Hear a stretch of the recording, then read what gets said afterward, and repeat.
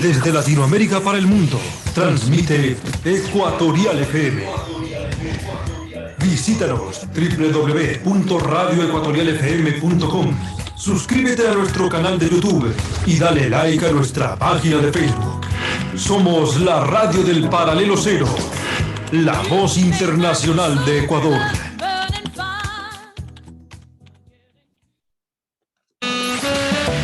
Estoy donde quiera que vayas. Te acompaño las 24 horas del día. Soy tu confidente, quien guarda tus secretos más íntimos. Ecuatorial FM, la radio que no te deja solo. Salí de mi casa súper tranquilo con un cigarrito en el bolsillo. El siguiente programa es responsabilidad de sus productores. Ecuatorial FM no se responsabiliza por las opiniones vertidas por sus conductores o invitados.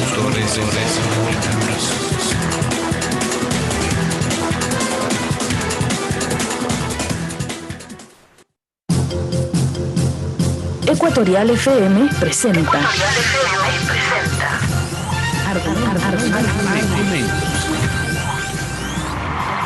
Este Ecuador que no lo queremos enredado en lo intrascendente, sino en lo valeroso, luchador, infatigable, forjando un destino de grandeza. Argumentos.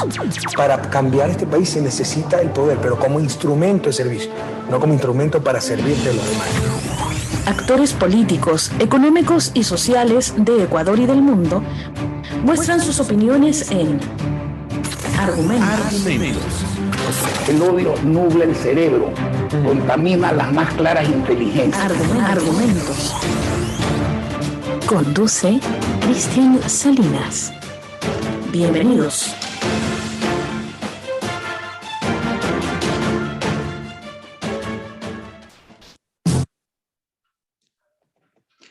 Hola, muy buenos días, amigos, amigas, internautas. Bienvenidos una vez más a este espacio de entrevistas al programa Argumentos de Ecuatorial FM. Tú que nos oyes y nos ves a lo largo y ancho del país y del mundo, gracias por estar en nuestra compañía. En esta ocasión vamos a dialogar sobre un tema más bien de carácter local que tiene que ver con la capital de la República de Ecuador, de Quito. Una ciudad, distrito metropolitano que en este último año 2021 ha vivido algunas experiencias no tan gratas con respecto al ámbito administrativo político de la ciudad.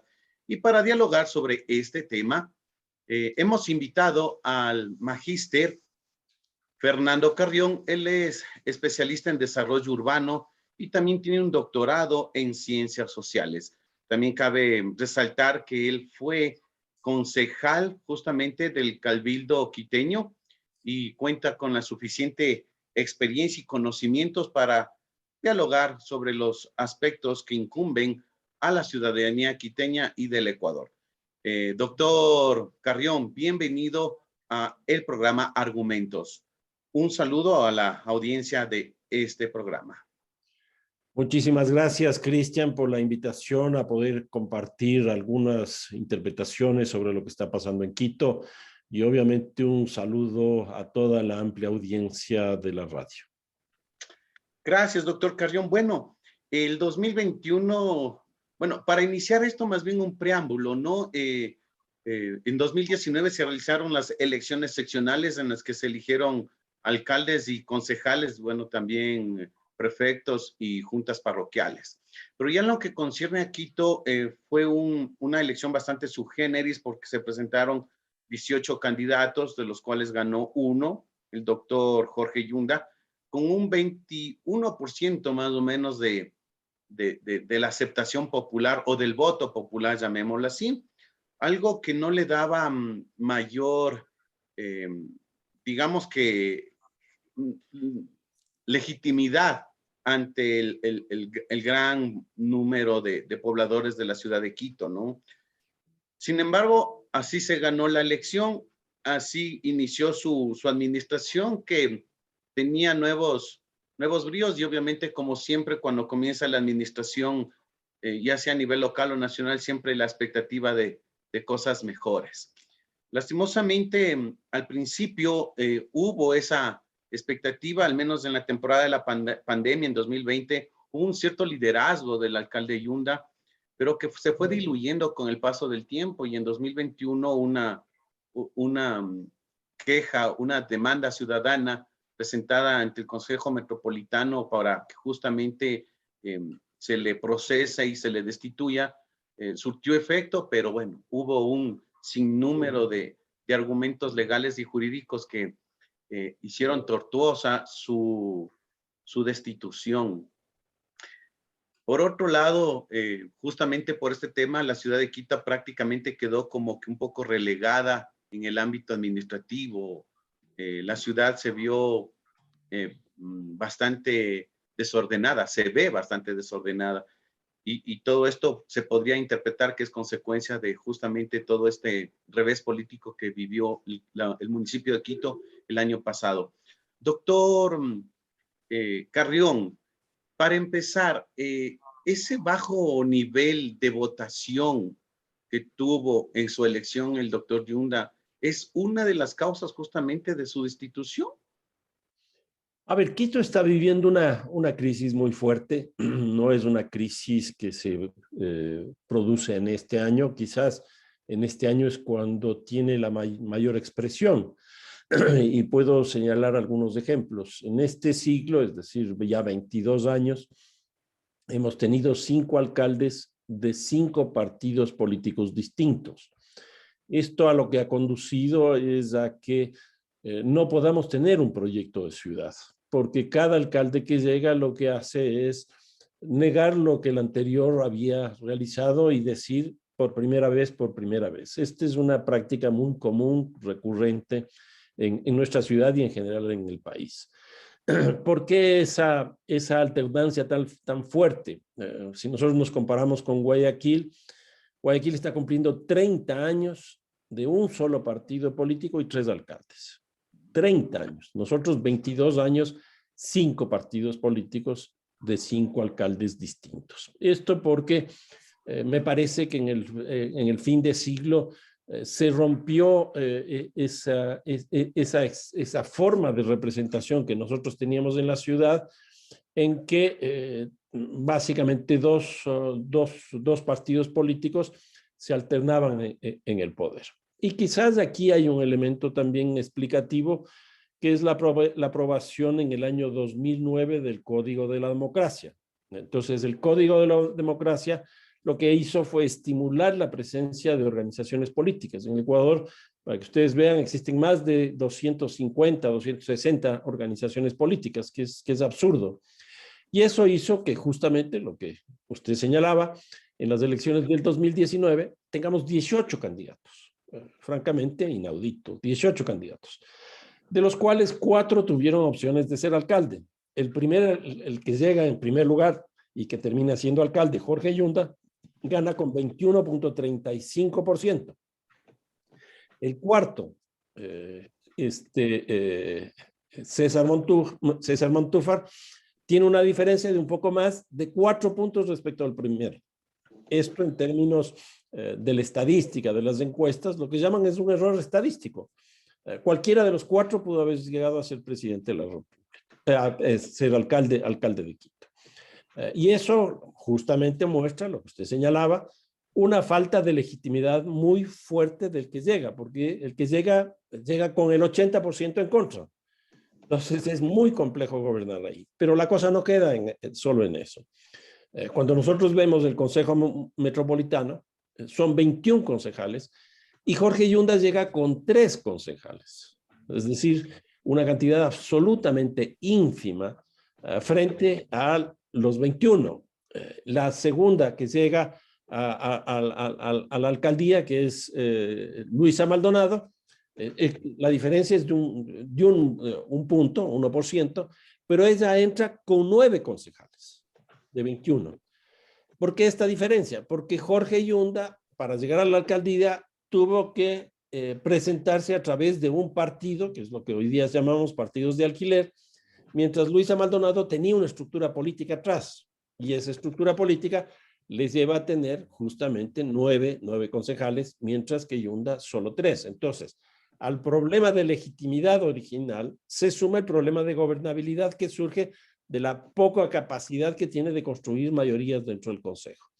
Y yo creo que eso se ha ido desarrollando durante este último tiempo hasta que finalmente estalla en el año pasado y se produce un relevo, cosa que no había ocurrido en la historia de Quito, entre el alcalde y el vicealcalde, que los dos nacen del mismo partido de alquiler,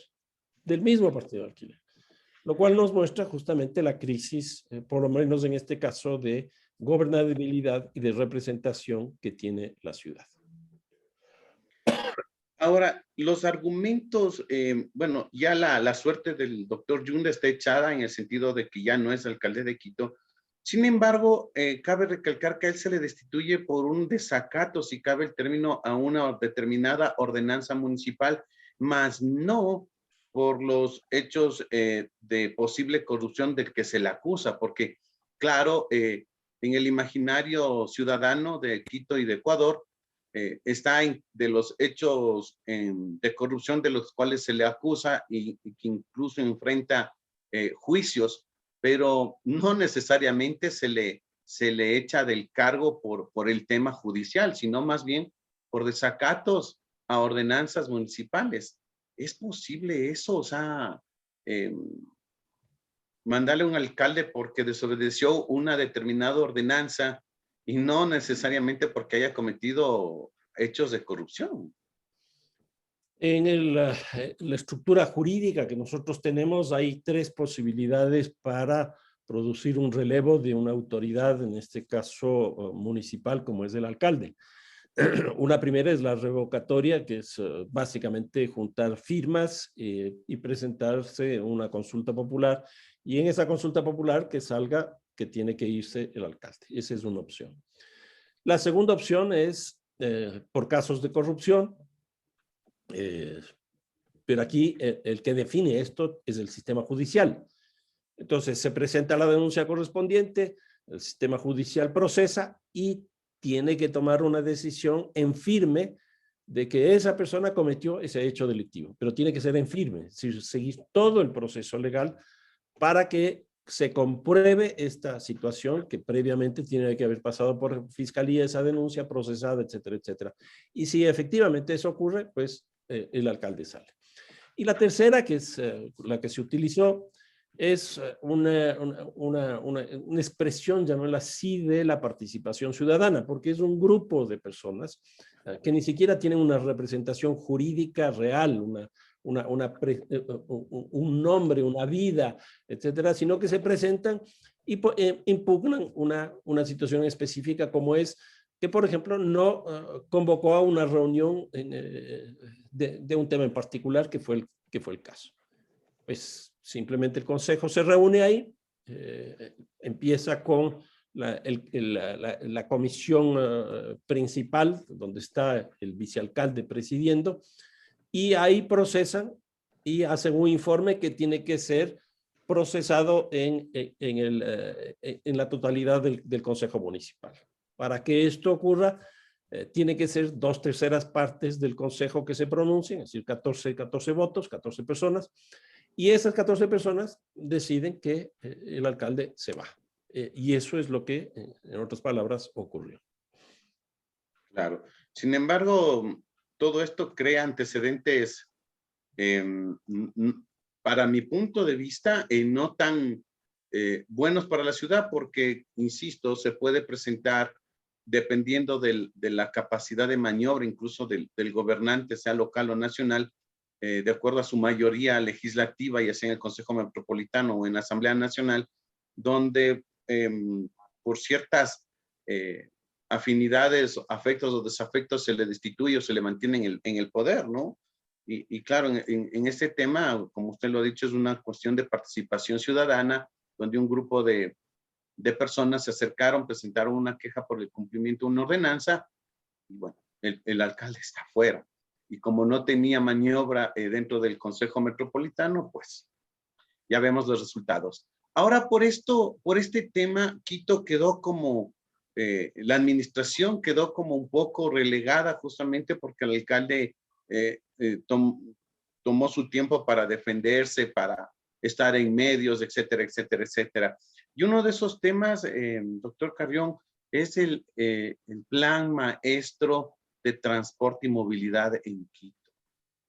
¿Qué pasa con ese tema? Quito cuenta con un plan de transporte. Tengo entendido que hasta la alcaldía de Augusto Barrera existía ese plan de transporte, pero ¿qué pasó? ¿Ahora existe, no existe? ¿Se lo volvió a hacer? ¿Cómo está? ¿Qué sabe usted de esto?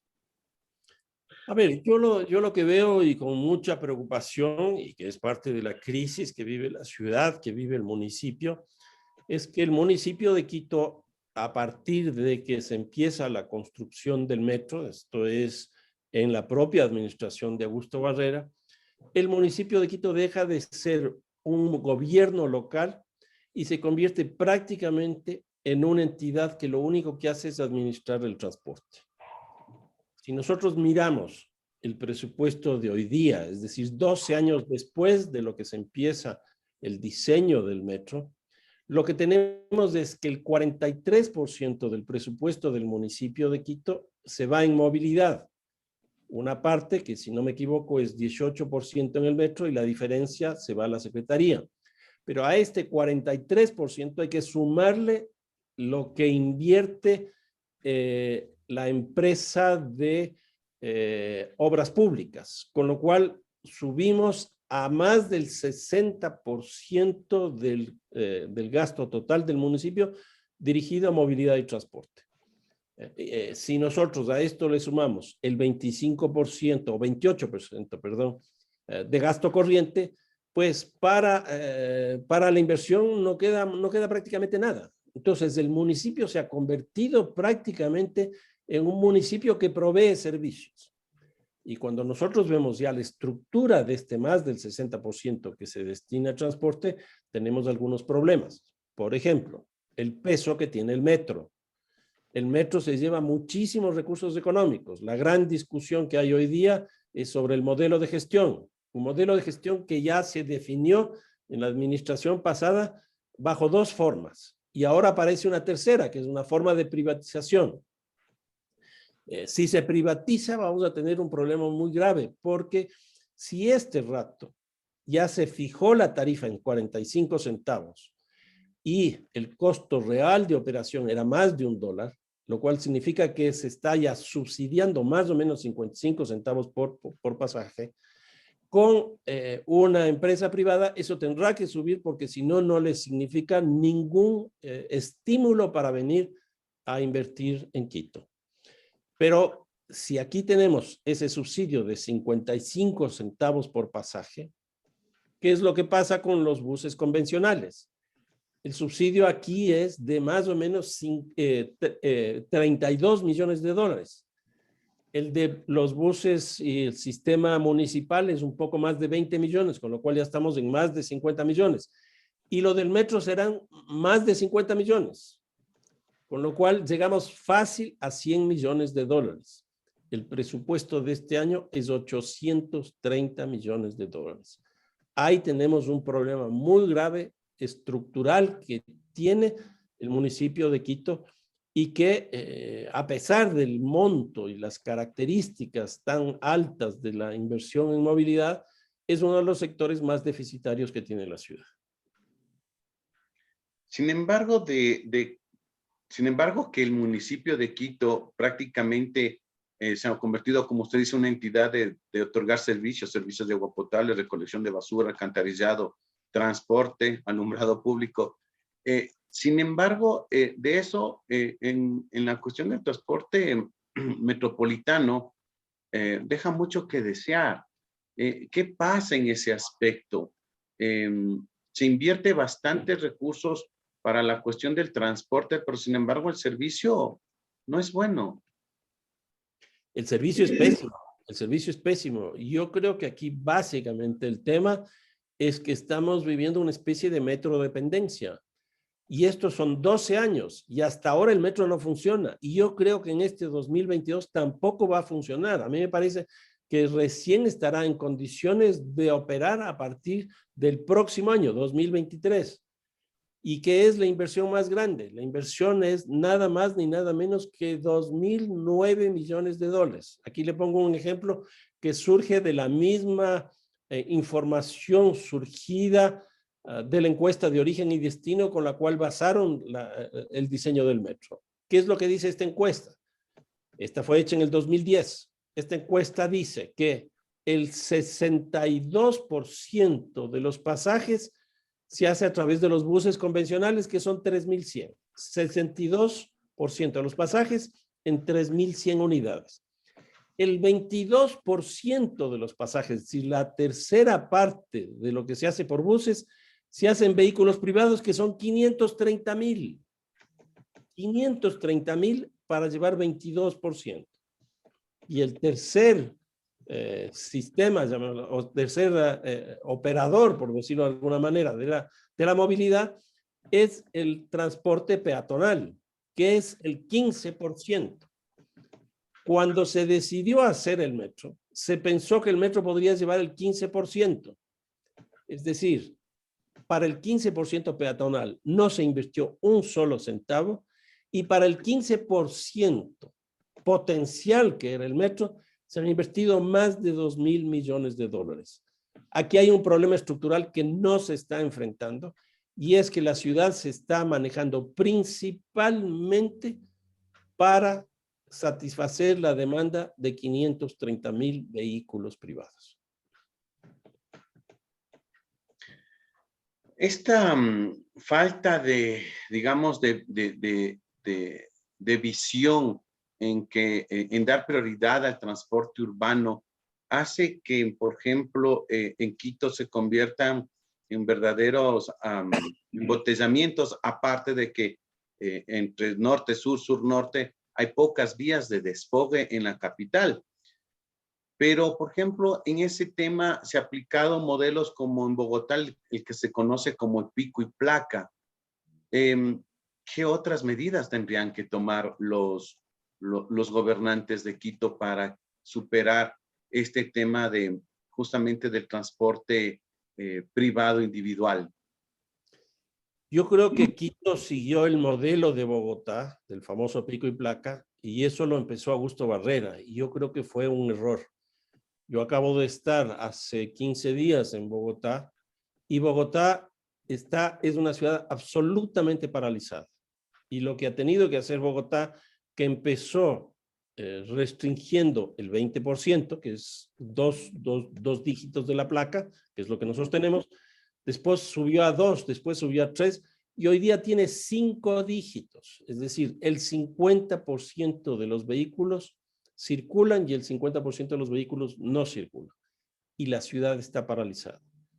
Lo que ocurre es que este sistema, que originalmente puede ser muy interesante, esta restricción por tiempo, porque es en las horas pico y determinados días, terminó generando el incremento del parque automotor de una manera escandalosa. Y las ciudades terminan siendo diseñadas para ese automóvil. Y Quito está en esa misma línea. Los últimos cambios que hemos tenido por el COVID, por las indecisiones municipales, etcétera, etcétera, están conduciendo a una velocidad mucho mayor que la que tuvo Bogotá para caer en el mismo problema que tiene Bogotá. Yo creo que esa salida tiene que ser absolutamente redefinida. Ya. El anterior alcalde de Quito, anterior a Yunda, el doctor Mauricio Rodas, trató de diseñar algunos sistemas de transporte no novedosos en términos de existencia, pero sí aquí en Quito eran novedosos porque eran transportes aéreos a través de cable, lo que se conoció como el metrocable. ¿Qué pasó, por ejemplo, con esa iniciativa de este alcalde, donde hubo primeras piedras, hubo expropiaciones, pero al parecer no se concretó? Y el alcalde Yunda tampoco ha dado seguimiento, o al menos no se sabe que haya dado seguimiento a estos temas, y mucho menos ahora el alcalde Santiago Guarderas. Esa es una propuesta que se siguió el modelo de Medellín, donde en Medellín yo creo que sí han funcionado los famosos metros cables. ¿Pero por qué eso? Porque ahí había una propuesta de movilidad general de la ciudad, había una estructura de movilidad, había un sistema de movilidad, y al que le añadieron unas nuevas formas de movilidad. Y el caso de Medellín es una ciudad relativamente parecida a Quito, porque también tiene barrios periféricos en las zonas altas. Y entonces, pues se suponía que eso podría funcionar perfectamente bien en Quito. Y yo creo que pueden funcionar, pero en la medida en que se tenga un sistema de transporte estructurado. ¿Qué es lo que hacemos nosotros? Simplemente con subir y bajar la gente que está en las partes altas y no están articuladas al sistema de transporte de la ciudad.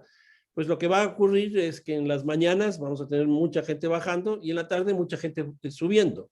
Y en el medio va a estar vacío, que eso es lo que se determinó en el caso de los metrocables de Quito, con lo cual la inversión termina siendo muy costosa porque no es viable técnicamente. Entonces, lo que hay que hacer primero es tener una estructura de movilidad, un sistema de movilidad, y ahí sí ver los lugares más adecuados. Por ejemplo, yo creo que uno de los más interesantes que se plantearon fue planteada por una universidad, la Universidad de San Francisco, que es articular Quito con el aeropuerto, porque eso era incluso más barato y de mejores características que la propia Ruta Viva, pero que, bueno, se fue por la línea de la Ruta Viva y se abandonó el otro proyecto, que como digo, ese me parece que es muy interesante.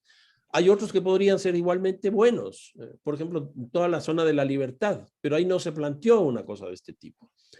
Entonces, a mí me parece que sí, que lo que falta es justamente un plan de movilidad para la ciudad, para que todo este conjunto de iniciativas puedan estar absolutamente estructuradas. En el caso de Medellín también, perdón, en el caso de Medellín también tenemos gradas mecánicas, que eso también puede ser una alternativa porque son recorridos más cortos y en los lugares donde hay mayor población que puede movilizarse. Esto de las escaleras eléctricas o mecánicas que se conoce, que normalmente las encontramos en los centros comerciales aquí en Quito, están en barrios altos, ¿no? Donde la gente sube o baja mediante estas escaleras, bueno, como funcionarían en los centros comerciales. O también las cintas sin fin, que también se les conoce, ¿no? Donde la persona sube y simple y sencillamente la cinta le hace recorrer grandes espacios en el mayor tiempo posible. Pero eso es posible en Quito con el clima que se tiene, ¿no? No es muy diferente a Medellín y es cuestión de asumir esa como una variable para el diseño de estos sistemas, que como digo, tienen que ser más bien para distancias cortas y para pendientes altas. Pero eso tendría que ser visto dentro del esquema general de los múltiples modalidades de transporte que la ciudad tiene. El anterior gobernante de Ecuador, el licenciado Lenín Moreno, en una sesión solemne de Quito, ofreció la construcción del metro cable hacia justamente el aeropuerto de Quito. De igual manera, esto no existe ni siquiera la primera piedra, pero ¿es posible este tipo de obra? Yo creo que sí, y me parece necesario. Lo que ocurre es que en el caso del presidente Moreno fue más una cuestión absolutamente demagógica, etcétera, porque había ofrecido para Guayaquil, para la costa, más bien dicho, un tren costero, un tren playero que les llamó. Y entonces, como forma de balancear esa oferta, se planteó esto de el metro cable hacia el aeropuerto, pero ninguna de las dos se hizo. Simplemente quedó en una enunciación y tampoco los alcaldes correspondientes le tomaron la palabra, que yo creo que sí hubiera sido interesante porque esa obra vale la pena. Yo creo que eso pues habrá que hacerlo porque puede ser una forma de integración metropolitana, porque eso es lo que existe. Quito ya es una ciudad metropolitana y es una integración entre la parte esta consolidada donde está la ciudad y la parte del nuevo desarrollo que está en el valle de Cumbaya y Tumbaco. Entonces, sí, yo creo que se necesitan varias formas de articulación de los valles con la ciudad. Ya está, por ejemplo, la Ruta Viva, está la Interoceánica, está la Avenida Collas, pero me parece que también sí podría ser interesante una cosa como los metrocables. Okay. Otro de los proyectos donde también se trató de dinamizar, por ejemplo, a Quito, especialmente la parte turística, la parte del centro histórico de Quito, fue lo que se conoció en su tiempo como Quito a pie, creo que era, donde especialmente en las noches el centro histórico estaba prendido y el doctor Yunda, cuando ganó la alcaldía, trató justamente de volver al centro histórico en una ciudad 24/7, se decía. Si bien es cierto, el tema de la pandemia ha obstaculizado muchas iniciativas como estas, pero sin embargo, ¿es posible mantener a la ciudad de Quito despiertas las 24/7? Es decir, las 24 horas del día, los 7 días de la semana. Yo creo que eso es absolutamente necesario. El gran problema que nosotros tenemos ahí, que es un problema estructural, es que en el año 2000, es decir, hace 22 años, en el centro histórico vivían 76,000 personas. Hoy día viven 30,000 personas. Entonces, la estructura residencial de vivienda barrial que debería tener el centro histórico de Quito se va perdiendo. Y eso a lo que ha conducido es que ciertos usos del suelo se privilegien, como es el comercial, el financiero, el administrativo, etcétera, que a la larga lo que hacen es que el centro histórico tenga un horario de oficina, un horario de comercio. Entonces el centro histórico se abre a las 7, 7:30 y se cierra 7, 7:30 de la noche. Ahí lo que estamos haciendo es perdiendo 12 horas, mediodía estamos perdiendo de la ciudad, del centro histórico. Pero no solo que estamos perdiendo 12 horas, la mitad del tiempo, sino que también estamos perdiendo el espacio, porque ese espacio, si no es utilizado, desaparece. Y lo más complicado es que hay un vaciamiento de sociedad, es decir, se pierde la población que ahí habita. Entonces, yo creo que ese es un tema que hay que enfrentarlo de forma estructural, y no es con nuevas actividades, sino básicamente que retorne a ser el centro histórico un lugar residencial, un lugar donde viva la gente. Uno de los grandes problemas que hemos detectado gracias al periodismo de investigación en estos últimos días es la cantidad de edificios vacíos que existen. Por ejemplo, cuando se planteó también en la época de Augusto Barrera, no por él, sino por el gobierno nacional, la posibilidad de que algunas sedes de misiones diplomáticas y embajadas puedan trasladarse al centro histórico. Entonces, lo que hicieron fue evacuar esos edificios, entre esos, por ejemplo, el Colegio de Simón Bolívar. Y está vacío, está vacío. Entonces, lo que ocurre es que nosotros mismos lo estamos vaciando. ¿Por qué no esos 60 edificios que aparecieron ahí se dedica a hacer una buena política de vivienda para que la gente pueda vivir el centro y por lo tanto desde esa perspectiva se recupere el tiempo, se recupere el espacio y se recupere la sociedad? Bueno, ahí también es un poco de inversión privada, ¿no? Donde se necesita la inversión privada, por un lado para recuperar la cuestión de la residencia, como dice usted, pero también para recuperar el dinamismo de la ciudad. Pero eso es un trabajo en conjunto entre la autoridad local y el sector privado. Porque evidentemente que las cosas no surgen porque sí. Yo recuerdo que en la alcaldía del general Paco Moncayo se generaron un foco de atención turístico y de diversión que era el sector de la ronda y dio muy buen resultado, pero ahora incluso el mismo sector de la ronda como que nuevamente luce un poco incluso descuidado. Falta de interés del sector público por este tipo de iniciativas y también por parte del sector privado, ¿o qué es lo que sucede? No, falta de interés de los dos porque el deterioro es muy fuerte de los centros históricos y es preferible hacer inversiones en otros sectores de la ciudad. por decir algo, entre invertir en el centro histórico o invertir en el centro de la Carolina, yo invierto en el centro de la Carolina, porque ahí hay la posibilidad de mercados. Y hay un problema adicional. Por ejemplo, han aparecido una cantidad de centros comerciales en el sur y en el norte de Quito. Y esos centros comerciales lo que hacen es succionarle esas funciones que antes tenía el centro histórico. El centro histórico era un centro comercial, por lo menos para ciertos sectores. Pero ¿qué es lo que hemos visto en el sur? Han aparecido 3, 4 centros comerciales importantes, incluso ahora por iniciativa de la comisión del centro histórico del municipio de Quito, en la parada de la Magdalena del metro, ya se va a hacer un centro comercial que lo que va a hacer es golpearle al centro histórico porque le va a quitar la demanda. Porque muchas de las políticas que se hacen sobre el centro histórico no se hacen dentro del centro histórico, sino que se hacen fuera del mismo, porque le afectan con mucha fuerza. Entonces, yo creo que aquí lo que se necesita para recuperar el centro histórico es tener una política urbana de toda la ciudad para que se estimule la inversión equitativa de los capitales públicos como privados, porque a ninguno de los dos les interesa. Incluso ustedes recordarán la idea incluso de la época de Rafael Correa de sacar la presidencia de la Plaza de la Independencia y llevarla al cuartel Epiclachima.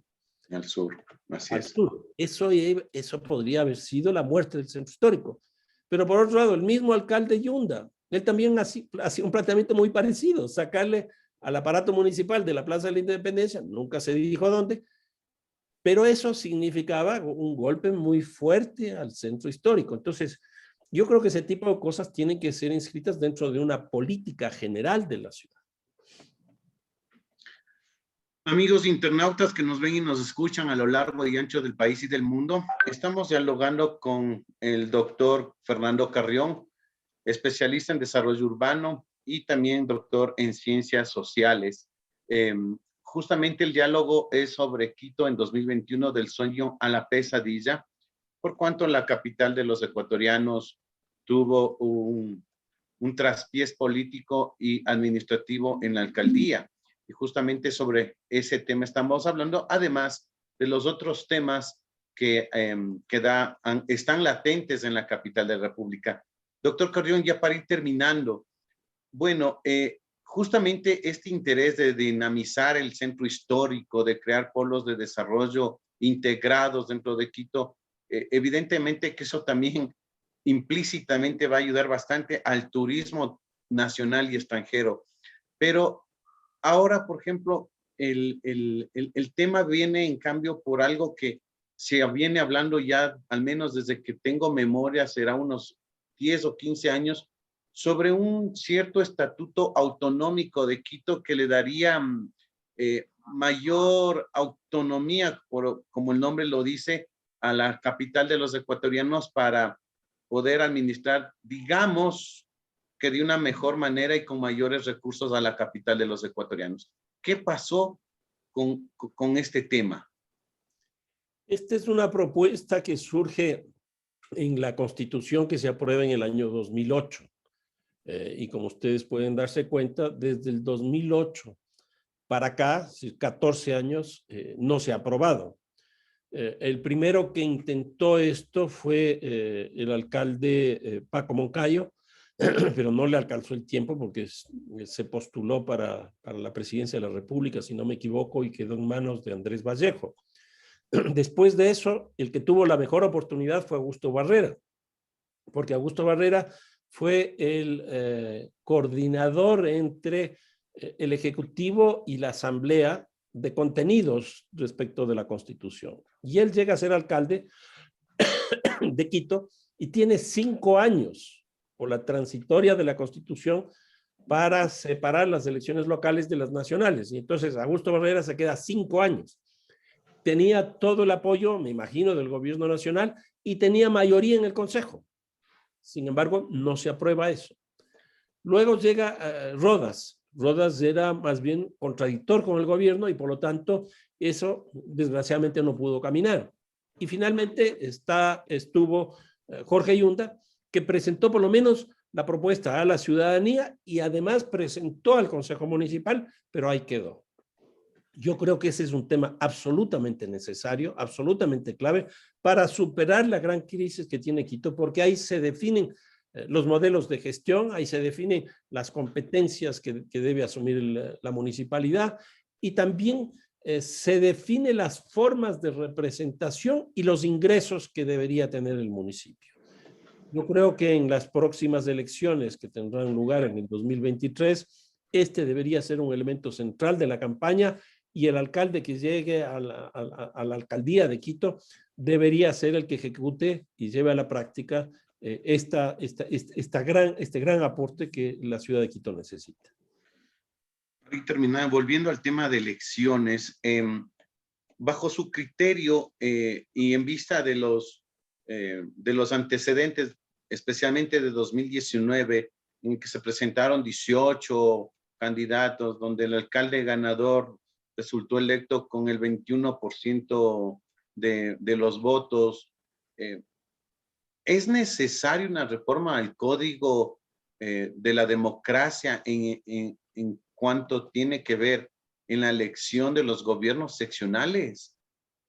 Definitivamente yo creo que esa es una necesidad impostergable y creo que si se podría hacer para el próximo proceso electoral, por la cual queda todavía muy poco tiempo porque tiene que ser hecho máximo hasta el próximo mes, hasta febrero, pero creo que eso es absolutamente necesario. Y ahí hay algunas cosas que yo diría, eliminar buena parte de las organizaciones políticas, yo creo que deberían ser, nosotros tenemos este rato organizaciones políticas nacionales, provinciales, cantonales y hasta parroquiales. Parroquiales, así es.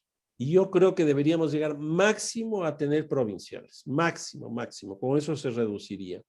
La otra cosa es que deberían desaparecer los partidos de alquiler, eso no puede ser porque su función dentro de los procesos electorales simplemente es estar con vida para poder negociar en los procesos electorales algunos recursos económicos. Entonces yo creo que esa es una cosa importante. Una segunda que me parece que también es importante es elecciones en segunda vuelta. En América Latina el único que tiene esa condición es el caso de Brasil y los resultados en Brasil han sido francamente muy interesantes. ¿Usted dice segunda vuelta en el término de la alcaldía? Sí, sí. ¿O de todos los gobiernos seccionales, o sea, de todos los niveles de gobierno seccionales? Yo creo que básicamente alcaldía y prefectura, pero bueno, prefectura sería solo en sería en todas las provincias, pero en el caso de los cantones yo creo que debería ser en todas las capitales, básicamente en todas las capitales que no se logre esa mayoría. Ese es más o menos lo que tiene el Brasil establecido. Pero ya, es decir, de los dos finalistas a la alcaldía, nuevamente se convocaría una segunda vuelta, tal cual pasa con las elecciones presidenciales. Exactamente. Y entonces eso obliga a acuerdos, a pactos, etcétera, de gobernabilidad que le dan la posibilidad al gobierno municipal de tener, pues, por decir algo, por ejemplo, una mayoría en el consejo, de tener ciertos acuerdos para empujar determinadas líneas programáticas, etcétera. Otra situación, justamente con este tema de los alcaldes, al momento que usted menciona de una reforma al Código de la Democracia para que también se genere una segunda vuelta en los gobiernos locales de sus autoridades, especialmente la alcaldía o prefectura. Pero, por ejemplo, nosotros notamos que, por ejemplo, en el Consejo Metropolitano se eligen al vicealcalde. ¿No sería también mejor que el alcalde y vicealcalde también vayan en una sola papeleta? Absolutamente de acuerdo. Yo soy de esa tesis. A mí me parece que eso se debería elegir dentro del proceso electoral general y no dentro del Consejo. Y una cuestión adicional, yo creo que uno de los grandes problemas que tiene también el Consejo son los distritos electorales. El último consejo de mayoría que tuvo Quito fue el de Augusto Barrera, porque en esa época todavía no estaba aprobado el Código de la Democracia, porque el Código de la Democracia se aprueba en el 2009. Una vez que se aprueba el Código de la Democracia, lo que hemos visto es una crisis de gobernabilidad con Rodas, una crisis de gobernabilidad con Yunda. ¿Por qué? Porque no tienen mayoría en el Consejo. Entonces, yo creo que aquí hay que revisar lo de los distritos electorales, tanto en el número de concejales, a mí me parece que 21 es demasiado. Guayaquil tiene 15 y tiene la misma población que Quito. ¿Por qué tiene 21? Pues por lo de los distritos electorales. ¿Y cuál es la cosa? Cada concejal responde a los distritos electorales y no hay un concejal que piense en la ciudad. Yo creo que aquí una fórmula intermedia podría ser interesante, como opera con la asamblea, donde se tiene representantes por provincia y representantes nacionales. En el caso de Quito se podría tener representantes por distritos electorales y representantes por el cantón. Ya. Ok. Entonces usted plantea este tipo de reformas donde primero se baje el número de concejales y segundo, los representantes sean a nivel de los distritos y a nivel de ciudad. Interesante, interesante, pero sin embargo, yo creo que se reproduciría el mismo fenómeno de la asamblea, ¿no? Tomando en cuenta que las mayorías para tener una cierta gobernabilidad depende del momento político que esté atravesando justamente la política de ese momento, ¿no? Siempre es como que se turnan primero los del un lado, después del otro, y cuando se convoca primera vuelta electoral, la elección de los legisladores, que es el mismo rol de los concejales en Quito, para la segunda vuelta ya está ese consejo electo. Entonces ahí también sería saber cuándo se les elige a los concejales, si en la primera o en la segunda vuelta. Sí, pero yo creo que la premisa que estaría detrás es la reducción también de las organizaciones políticas. O sea, un gran problema que nosotros tenemos es el número y el tipo de organizaciones.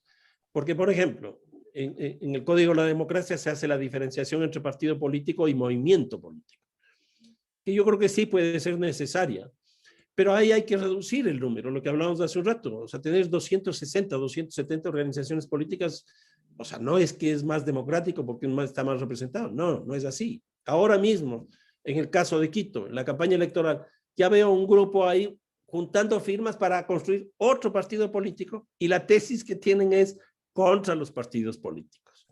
Entonces, es una cosa sin sentido. En Guayaquil está pasando lo mismo con otro grupo. Y hay ya algunos candidatos del 2025 para la presidencia de la República que están cogiendo firmas. Y entonces, es seguir en el mismo camino, Yo creo que ahí lo que hay que hacer es reducir el número de partidos políticos para que se fortalezcan, obligarles a que sean partidos representativos, democráticos, etcétera, etcétera, eliminar los partidos de alquiler y en el caso de Quito hacer esta cosa mixta de la representación por distritos y la representación por el cantón. Un tema tiene que ver con el número de movimientos y organizaciones políticas, pero el otro tema también tiene que ver con el reparto de los escaños, el método de repartición de escaños, o está bien el que actualmente está funcionando, que no recuerdo cuál es el nombre, pero el HAMS no es. No. A ver, yo creo que ahí es preferible un método que no es el que está vigente hoy día para que las mayorías tengan una presencia mayor, lo cual no significa que las minorías no se representen. Pero a mí me parece que si uno quiere darle gobernabilidad al Estado ecuatoriano, si uno quiere darle la gobernabilidad a un cantón, si uno quiere darle una gobernabilidad a la provincia, lo que tendríamos que hacer es construir esa posibilidad. Aquí hay distintas formas. Por ejemplo, en el caso de Perú, en el caso de España, cuando un alcalde llega a la alcaldía, gana la alcaldía, tiene la mitad más uno de los miembros del consejo, lo cual le da gobernabilidad.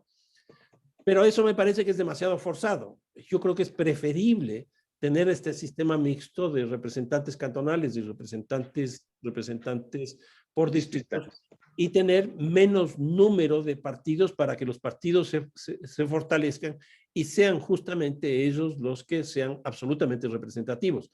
¿Qué es lo que estamos teniendo nosotros hoy día en el municipio de Quito? Vuelvo al tema de los distritos. Como yo soy electo por el distrito 1, sin decir el nombre, lo que pasa es que respondo a ese electorado. Entonces, en Quito en el Consejo Municipal de Quito no hay quien piense Quito. Y se establece una relación absolutamente clientelar que, por ejemplo, en el caso de la administración de Rodas, a lo que condujo es que, como no tenía mayoría, negociaba empresas, negociaba administraciones zonales para entregarle a tal concejal que era de esa administración zonal, la administración zonal, con lo cual pues se llegó a una situación clientelar dentro del municipio totalmente absurda y de altísima ingobernabilidad. Claro.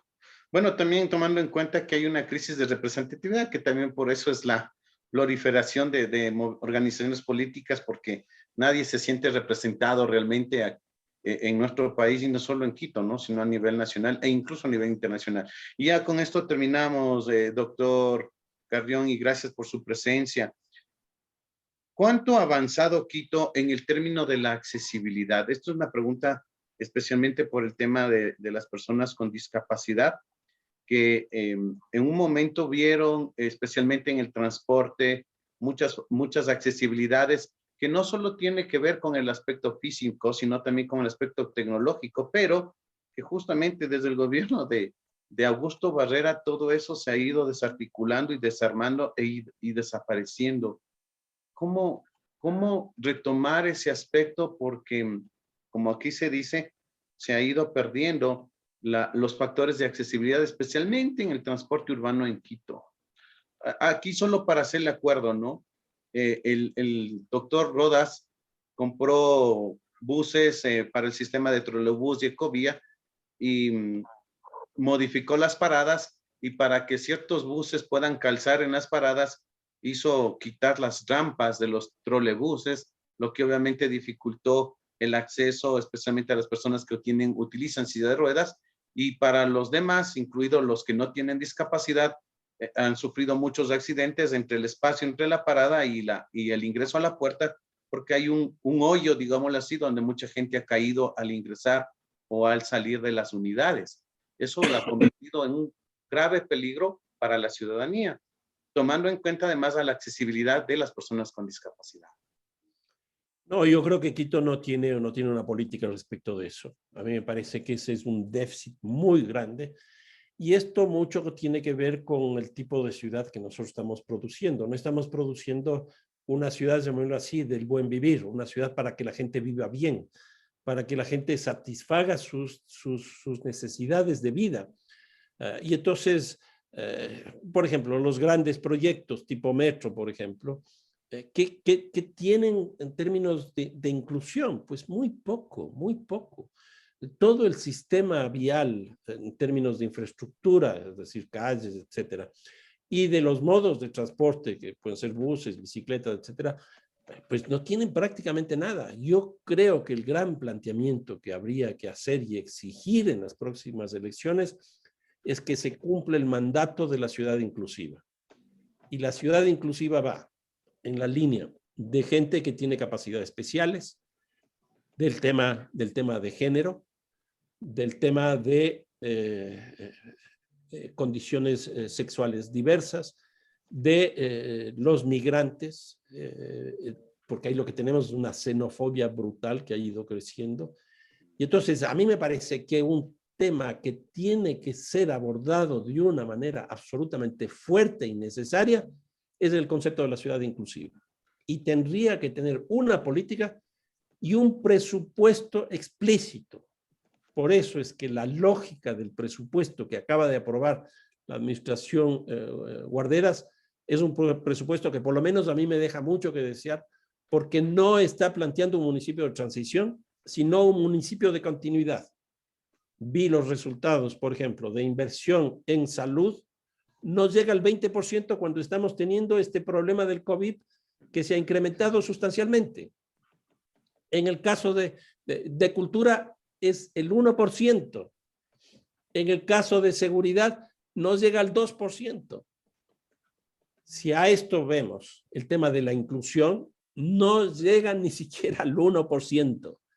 Entonces, se necesita una política explícita, una política de inclusión específica, y se necesita un presupuesto para que atienda a todos estos sectores que están con muchos problemas de vida dentro de la ciudad. Yo creo que eso es absolutamente necesario. Para eso hay que cambiar el concepto de convertirle a una ciudad que genere, que produzca calidad de vida, que genere el famoso buen vivir.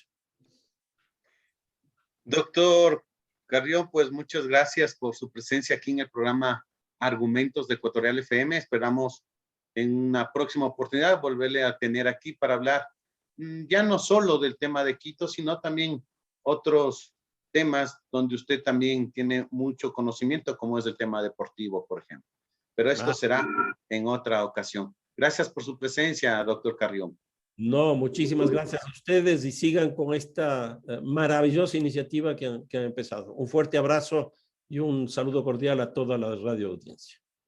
Gracias, doctor Carrión. Y amigos oyentes, les recordamos que esta emisión ha sido transmitida por el Real Audio de Ecuatorial FM, también por la página de Facebook Live, y en aproximadamente 5 horas esta entrevista estará subida al canal de Ecuatorial FM en el YouTube.